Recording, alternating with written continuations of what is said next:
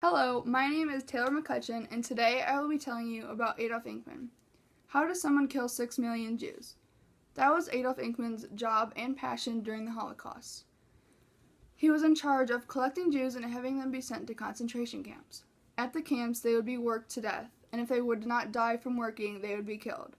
Adolf Eichmann was very organized and very effective at what he did, but he did not use those skills for the right purposes.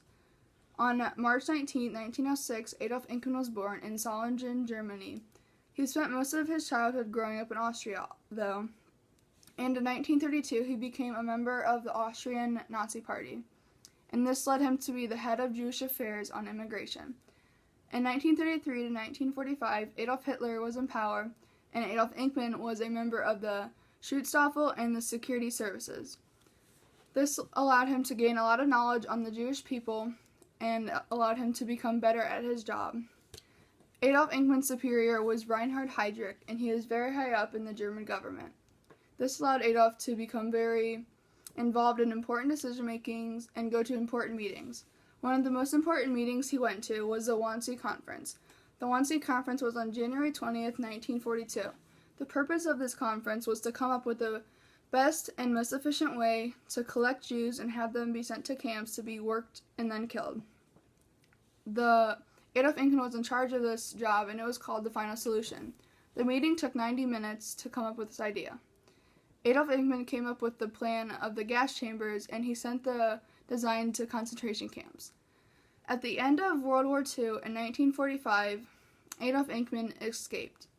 He was soon captured by American troops, and he used the fake identity of Otto Eichmann, so they did not know who he was or the things he had done in the past. After he was captured by the American troops, he escaped to Argentina for 10 years with his family. There he would come up with a new fake identity of Ricardo Klement. The Mossad had been tracking him for many years and finally realized that he was in Argentina, so they would try capturing him, and they finally took him into custody on May 11, 1960. They put him on trial for 15 counts of war crimes, crimes against humanity, and crimes against the Jewish population. This was the first time in history that someone had been put on trial against crimes against Jewish population. His trial began on April 11, 1961. The judges needed to decide if he was guilty or innocent, and they took until December 15th of 1961 to decide that. He was found guilty and hung on May 31st, 1962. Some of his final words were, "I die believing in God."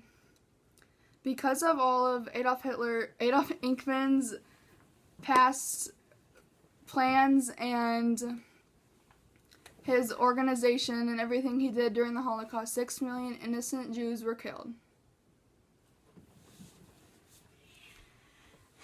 Thank you, Mr. Nuenis.